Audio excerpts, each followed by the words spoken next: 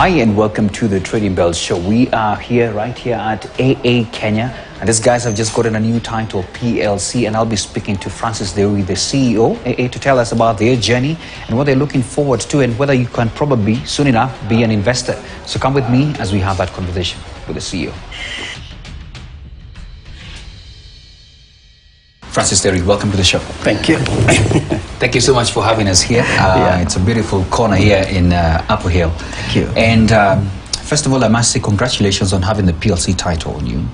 And I don't know what that feels. Let me start by asking you, how does it feel to have a PLC title? It's quite exciting. It's quite exciting, yes. It's a journey that we started like 3 years back. Yes. And we're happy that we are this far. Great. Yes. Let's first of all actually understand the journey. And before you even go to the journey of you getting to the PLC, yes, the journey of AA. A lot of people who could be watching today just see maybe these vehicles.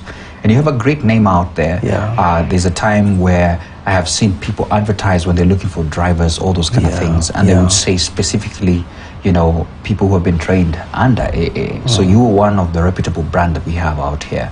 And what has been the journey like of this 104, if I got it correct, 104-year-old company? Yes, yes. It's been quite an exciting journey. Let me say this. 104 years old, not many companies are that old. It started in 1919 in a country which didn't have a load, didn't have a vehicle, didn't know all these things that we're doing now. And you know, the journey has been what is required in the mobility industry, and it was only us. It will be interesting for you to note that we were registered under the Queen's Act to support East Africa with mobility. So it's been a journey of mobility. You know, we don't have a road. How do we get the roads in this country or in East Africa? So we do you know, navigation of loads. We try to see how do we get to Mombasa, and we do all that. Actually, we started the first road in this country, the Nairobi-Mombasa, you know, road by the North Highway. That was done by AA. Actually, the first Harambee in this country was done by AA to do that road. Interesting. The first vehicle in this country, the Lille B3, was actually brought into this country by AA to test the roads. Wow. And that vehicle is still available up to now. Or still somewhere? Oh yeah. It was on display when we are celebrating 100 years. But this old organization now is quite young. It's now quite young. Yes. And fresh. Quite young, very fresh, quite innovative. You know, has, you know, done all that needed to be done those years. If you think about the journey, in 1952 we started a membership. You want a car, become a member of AA, and then we support you to get a car. In 1962, we started the first driving school. You want to learn how to drive? Then you come to AA, we teach you how to drive. Nowadays, we have many driving schools. But for us, it was not a commercial entity. It was more about preparing the country, you know, for drivers. Because by then, the Mzungu was leaving, and we didn't have Africans who knows how to drive. And so we needed to train our Africans. And you know, it has been a journey.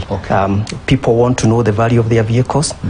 Who does that? Then we start that department. We start now inspecting vehicles, you know, valuing vehicles, telling institutions like, you know, the leading institution, this is how much it's worth.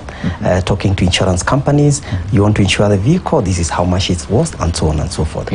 We proceeded with that direction and realized people now have vehicles. They want to manage them. So we come up with fleet management. We start managing fleets for corporates. And every other day, we're becoming more innovative and looking at what is required in this industry. Think about the very recent innovations in AA. Is to say, we have people, members who are traveling abroad. They are delayed somewhere on the, you know, in an airport. You are struggling on your own. You want AA to come in and support you. And so, given that AA is a member of a global organization called FIA, I'm sure you all know about it. And FIA is clearly known for Safari Rally, which we are running for 50 years, but now it's being done by the government. FIA is known for Formula One rallies and so on. You know, and so it's a big global organization that takes care of road safety and so on and so forth. And so we have a lot of products that they have, and we can leverage on that, you know, that affiliation to bring that benefit to our members here. So right now, You are anywhere, globally, you are delayed by a flight. You just log into our app and you support you. And you get to the next VIP lounge, regardless of how much it costs to be free for you. I'm curious to ask you this because a lot of people, as I say it again, I am one of them. Yes. We think of AA, it's the nice colored vehicles that we see outside that help people get to know how to drive. Yeah. Looks like from what you're speaking, you have an array of products that you offer. Very quickly, could you mention them as AA? What are you doing? There are actually about 22 products. Oh no, okay, I'll only give you 5. Just mention like 5 or so. Like you said, driving school is one of them. We have evaluation and inspection. And inspection is big. Inspection for us is not just the evaluation that you see. Yes. In this country, in most of the corporates which are dealing with the hazardous materials, before you load, like fuel, you get inspection from AA. So we have our staff in those depots, inspecting those vehicles. Before you get to Shashagwani and get into an accident, we check whether your vehicle has good brakes and so on and so forth. So we do a lot. There is a requirement in this country that all the commercial vehicles, those heavy trucks vehicles, they have to have their brake tested twice in a year. Wow. So we have that equipment that will test those vehicles. So we do a lot other than probably what people know. We are on the load assist business. So you're on the load, you have an issue, we'll be there to rescue you.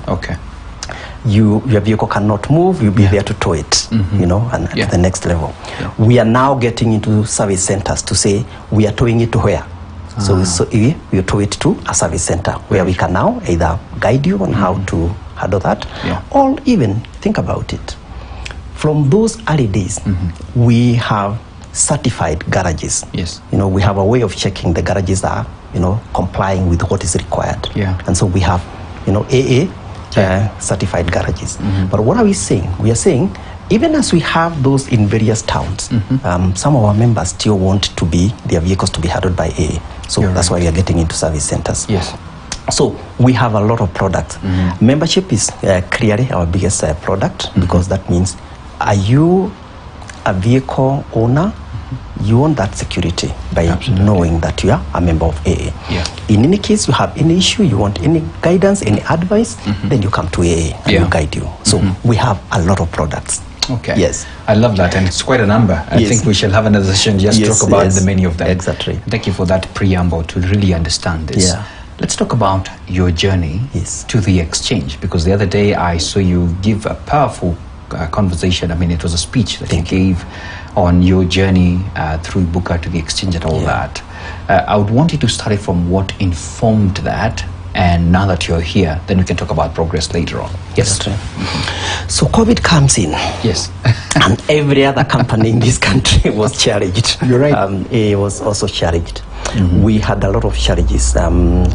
NTSA closed driving school. The government closed the institute. We have a big institute that trains on defensive driving and all mechanical courses, electrical and so on. So that was also closed. So we started realizing we are struggling. We started realizing the future is becoming uncertain. We don't know what the future holds. And we were not very clear. Remember, globally, nobody knew what COVID was. And so we were pushed to a corner. We had to start rethinking. And so we went somewhere and thought about any it. Other business, like any other business. And we asked, what next?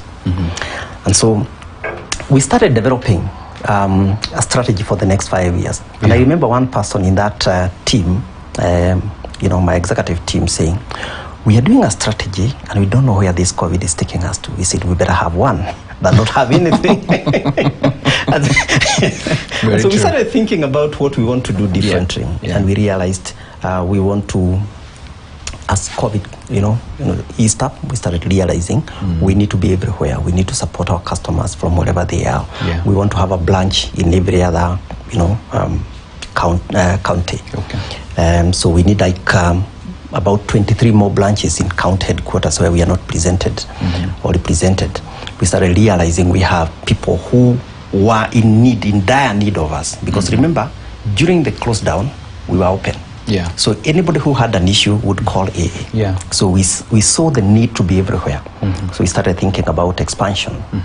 We started thinking about other products that we do not have, but other clubs in FIA, Yeah. you know, our AAs in other clubs, AA Uganda, AA Tanzania, AA Canada, AA UK, and so on, are having, that were really assisting people during COVID, like Home Assist. And Home Assist is, you are in that room, you have a problem, you need a plumber. What do? You call AA, and we have a platform where, you know, we're able to connect you with the right plumber next to you. Okay. You have an issue, you need an ambulance. You call AA, and we connect you with the next, you know, ambulance, and so on and so forth. And, you know, we mapped out all that we needed to do. Yeah. And then we realized it's not going to be a simple thing. Yeah. We need a huge capital outlay to be able to do all these things. And then we looked at our capital and we realized, no, we need to go out and get the capital. We started thinking about, where do we get this capital from? Number one was, do we liquidate our assets? You know, the buildings we have and so on? Yeah. We said, no, we can't. I don't think it's even enough for what we're looking for. At that moment, we were looking for about 5 billion. Yeah. And then we said, so what next? And then we said, I think, let's go to the banks. Look for debt capital. Yes. Then you go to the banks, it's very expensive, you can't afford it, and they can't give you the money you want. We started thinking about strategic partnerships. Yeah. Who can come in, you know, those angel investors and so on. Then we realized we are going to sell our, you know, history, our AA to other people. We said, no, we're not going that route. And then we settled on equity. But then we had a problem. We are settling on equity, but then we don't have shareholders. Yeah. We are a membership organization. Okay. And so that's when we went to look for experts. And we added in NSC. Okay. And Jeff, being an expert in that area with his team, they were, you know, like, welcome, you're home. And they started training us. They started exploring possibilities with us. They got experts for us, legal advisors, transaction advisors, you know, tax advisors, PR agencies, and so on, you know, all the people. And then they even negotiated for us so that we don't pay that much. Yes. You know, because again, that can be, you know, can be too much. And so we started the journey. And the first thing was, we have to change from a member-driven organization to a share-driven organization. And that is a process called demutualization. Okay. That demutualization has taken like 2 years. It's a process. You're you know, right. and starts with getting everybody coming here, looking at our organization, trying to clean up data and so on and so forth, and you know, guide, look at governance issues, look at, you know, and so on and so forth. But we're happy we went that route. Because we are through with that. Oh, that's good. We are clean. Yes. We are happy. And so after that, the next stage was now to raise capital. And given that we are raising capital from, you know, this group of people called our members. The members, yes. Then we had to do a restricted public offer. Okay. Which is what is happening now. Started on 11th last month, ending next week on 27th of November. And that will be the first stage of raising capital. And then after that, subject to all the regulatory approvals, then we see whether we can go to NSC listing. Okay. Yeah. That's lovely. Yes.